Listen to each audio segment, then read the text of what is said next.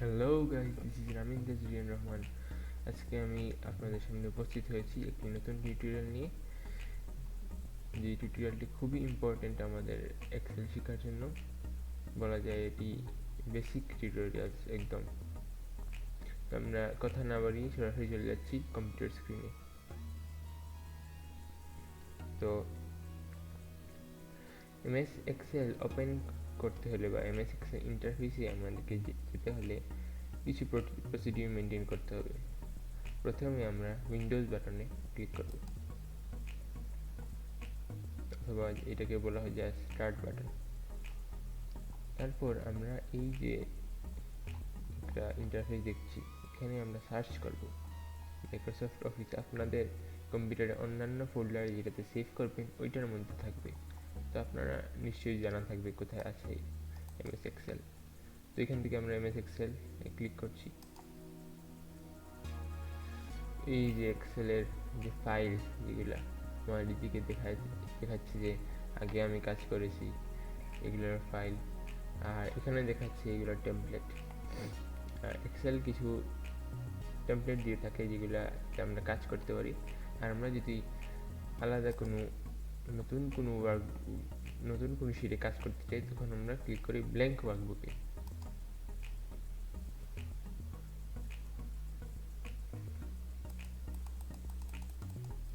তো আমরা computer screen zoom করে নিলাম। তো একদম টপ কর্নারে আমরা যে আইকনসগুলো দেখতে পাচ্ছি সেগুলো হচ্ছে এক্সেলের আইকন, দেন সেভের আইকন, দেন হচ্ছে undo icon and redo icon. তো এগুলা খুবই ইম্পর্টেন্ট, যখন আমরা পরে আমরা দেখব কীভাবে এইসব ইউজ করতে হয়। এর ঠিক নিচে যে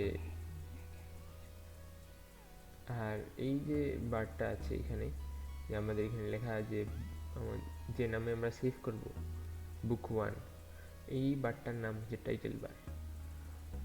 এই টাইটেল বার ঠিক নিচে কিছু অপশনস আমরা দেখতে পাচ্ছি, যেটাকে বলা হচ্ছে যে রিবন। এখানে রিবনে ফাইল আছে, হোম আছে, আমরা বর্তমানে হোমে আছি। ইনসার্টে গিয়ে আমরা ইনসার্ট ট্যাবে আমরা সাধারণত যে কোনো কিছু অ্যাড করতে চাইলে ইনসার্ট ট্যাবে আসি। ইনসার্ট ট্যাবে আমরা টেবিলস, পিকচার্স, শেপস, এরপর চার্টস সব কিছু অ্যাড করতে পারবো। এগুলো আমরা পরের টিউটোরিয়াল আরও বিস্তারিতভাবে দেখব। পেজ লেআউটে গিয়ে আমরা আমাদের এই যে ডাটা ট্যাবটি খুবই ইম্পর্টেন্ট। এখন আমরা এটা দেখছি না, ভবিষ্যতে পরের টিউটোরিয়ালগুলোতে আমরা বিস্তারিতভাবে এইসব দেখব। এরপর আছে রিভিউ, স্পেলিং আমরা চেক করতে পারি এখান থেকে।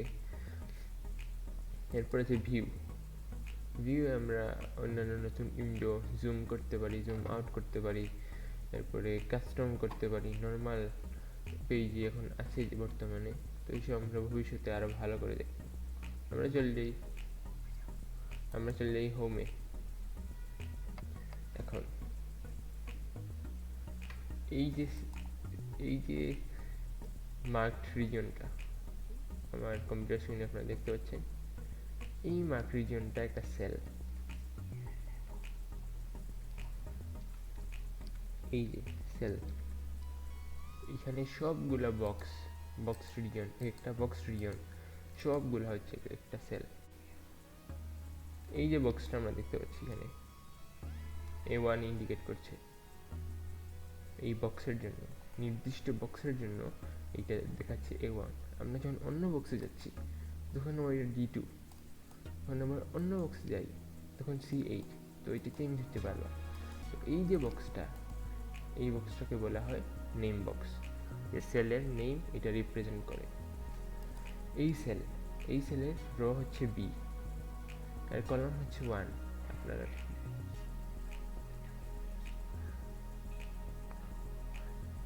এই সেলের কলাম B এবং রো 1 আপনারা দেখতে পাচ্ছেন।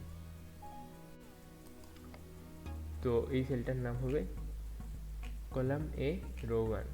তো A1 লেখার কারণ হচ্ছে প্রথমেই আমরা কলামটা লিখি, এরপরে রো।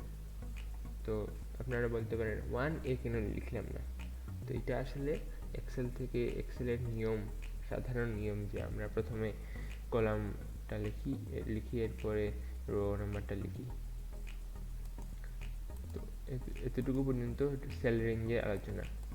এখন আমরা দেখব যে আপনারা দেখছেন যে খুব ছোট এই শীটটি, আসলে কিন্তু না, জুম আছে আমার এখানে, এই জন্য একটু ছোট লাগছে দেখতে। তো আসলে আপনারা এখানে খেয়াল করেন, আপনারা মনে হচ্ছে আর নেই, স্ক্রল বার একদম শেষ পর্যায়ে আছে, কিন্তু আসলে অসংখ্য রোজ এখনো বাকি আছে, এরপরে অসংখ্য কলাম এখনো বাকি রয়েছে। এই দেখুন, আমরা যখন স্ক্রল করছি নিচে, তখন এই ভার্টিক্যাল স্ক্রল বারটা নিচে নামছে, এইটা হচ্ছে ভার্টিক্যাল স্ক্রল বার, এবং এইটা হচ্ছে হরাইজন্টাল স্ক্রল বার।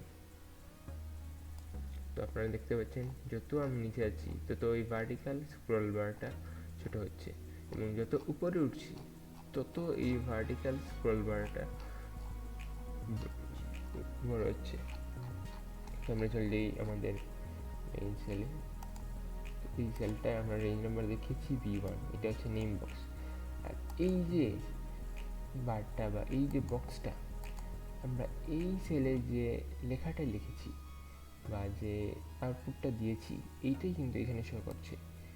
এই বারটাকে বলা হয় ফর্মুলা বার। আমরা যদি কোনো এডিশন, সাবট্রাকশন বা কোনো ফাংশন, কোনো ফর্মুলা, যে কোনো কিছু একটা সেলের মধ্যে লিখতে চাই, তখন এই ফর্মুলাটা এইখানে পুট করতে পারি ইদার, অথবা এই সেলেই, নির্দিষ্ট সেলেই আমরা পুট করতে পারি। তো এটা হচ্ছে ফর্মুলা বারের কাজ। তো আমাদের এই ওয়ার্কশিটে বা এই ব্ল্যাঙ্ক ওয়ার্কবুকে, ব্ল্যাঙ্ক না ঠিক, আমরা সেল লিখেছি। তো এই শিটে আসলে আমাদের রো এবং কলামের সমন্বয়ে সেল গঠিত হয়। আমরা এটা একটু আগেই দেখেছি, তো আমরা এটা মুছে দিচ্ছি সেল। তো রো, এটা একটা কলাম, বি একটা কলাম। তো এই যে কলামটা আছে, এরকম হাজার হাজার কলাম আছে। তো এক্স্যাক্টলি কয়টা কলাম আছে? তো এক্স্যাক্টলি আমাদের 16,384টা কলাম আছে এই টোটাল শিটে। এবং তো রোজ আমাদের এই পুরা শিটটিতে, পুরা এই শিটটাতে 10,48,576। আপনারা ভাবতেই অবাক হচ্ছেন যে এত বেশি রোজ এবং কলামস। হ্যাঁ, এটা আছে, এই জন্যই এটাকে বলা হয় স্প্রেডশিট, যে কোনোভাবে এটাকে স্প্রেড করা যায়। তো আজ আর কথা বাড়াচ্ছি না, আমি সেভ একটা আপনার ডকুমেন্টকে সেভ করা দেখিয়ে আমি আমার ভিডিও শেষ করব। আচ্ছা, এই যে আমরা কাজটি করলাম, রোজ এবং কলামস লিখলাম কয়টি আছে, তো এইটাকে আমরা সেভ করব কিভাবে? আমরা ফাইলে যাচ্ছি, ফাইলে কি আমরা সেভ করছি, এই যে এখানে সেভ অপশন আছে, এটাতে সেভ করতে পারি।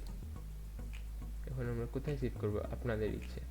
আমি যদি কম্পিউটারে করি, না ওয়ান ড্রাইভে, অথবা অন্য কোনো জায়গায়, আমি কম্পিউটারে প্রেফার করি। তো কম্পিউটারে আমরা ব্রাউজ করতে পারি যে কোন জায়গায় আমরা সেভ করব। এই যে লাস্টে আমাদের বুক নেম টাইটেল বারে যেটা শো করছিল, এই নামেই কিন্তু ফাইলটা সেভ হবে। তো টাইটেল বারে যে নামটা দিয়ে আমরা সেভ করব, এই নামেই ফাইলটা সেভ হবে। কিন্তু আবার এই নামটা আমরা চেঞ্জও করতে পারবো। কিন্তু এর লাস্টে এই নামটা দুইটা পোর্শন আছে। প্রথম পোর্শন বুক 1, এইটা আমরা টাইটেল বারে লিখেছিলাম। সেকেন্ড পোর্শন .xlsx, এটা হচ্ছে এক্সটেনশন। যে কোনো ফাইল টাইপের একটা এক্সটেনশন থাকবে। আপনারা যখন ফটো তুলেন বা যে কোনো ফটো জেপিজি ফাইলে থাকে, দেখবেন লাস্টে লেখা .jpg, অনেক সময় পিএনজি ফরম্যাটে থাকে, দেখবেন লাস্টে .png। অনেকে গ্রাফিক ডিজাইনে কাজ করেন, তখন ইলাস্ট্রেটরে বা ফটোশপে কাজ করার ফাইল যদি দেখেন, তখন পাবেন যে .ps.ai। তো এইভাবেই এক্সেলের একটা এক্সটেনশন হচ্ছে, এক্সেলের ফাইলের এক্সটেনশন হচ্ছে XLSX, যেইটা মনে রাখা খুবই ইম্পর্টেন্ট, মনে রাখবেন আশা করি। এই যে আপনারা এখানে গিয়ে এক্সেল ওয়ার্কবুক যদি মনে না থাকে এক্সেল এসএক্স, তখন এটা সিলেক্ট করে ফেলবে, তাইলেই হয়ে যাবে। এখন সেভ করে ফেললাম আমরা। আচ্ছা, এটা দেখাচ্ছে যে একই নামে আছে, তো আমরা 2 করে দিই এটাকে।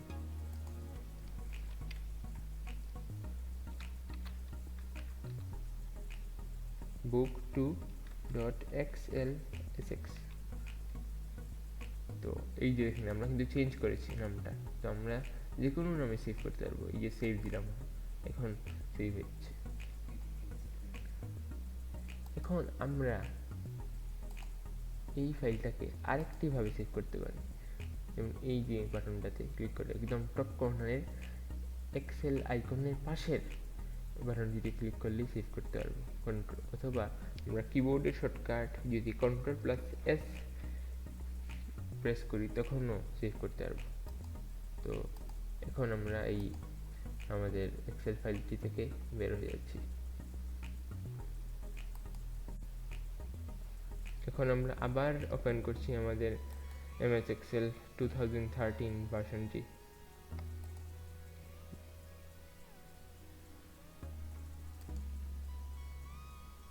তো আমরা একটু আগে যে ফাইলটিতে কাজ করেছি, এই ফাইলটি আমরা এখন কিভাবে ওপেন করব? একটু আগে আমরা সেভ করেছি যেহেতু, অবশ্যই আমরা ওপেন করতে পারবো। তো জিনিসটা করতে হলে কিছু প্রসিডিউর মেনটেন করা লাগবে, যে প্রসিডিউরগুলো আমি এখানে দেখাচ্ছি। আপনারা এখান থেকে গিয়ে এই যে রিসেন্ট ফাইল, আমরা একটু আগে এটা করেছি, রিসেন্ট থেকে book2.xlsx, এটা যখন ক্লিক করলাম তখন আমাদের আগের যে ফাইলটা সেভ করেছিলাম এটা শো করছে। তো এখন আবার আমরা এক্সিট করছি। এই যে টপ রাইট কর্নারে কিছু বাটনস আছে, যে minimise, maximise and close. Minimise করে আমরা এটাকে ছোটো করে ফেলতে পারি বা স্ক্রিন থেকে সরিয়ে নিতে পারি। ম্যাক্সিমাইজ তো এখন আমাদের স্ক্রিনটা ম্যাক্সিমাইজ হিসেবে আছে, আবার এটাকে ছোটো করতে পারি, মিডিল সাইজ বলা যায় এটাকে। আবার এটাকে ক্লোজ করতে পারি আমরা। এই যে ক্লোজ বাটন টিপা দিলে আমাদের এই ইন্টারফেসটি সম্পূর্ণ বন্ধ হয়ে যাবে। আমরা ক্লোজ বাটন টিপা দিচ্ছি।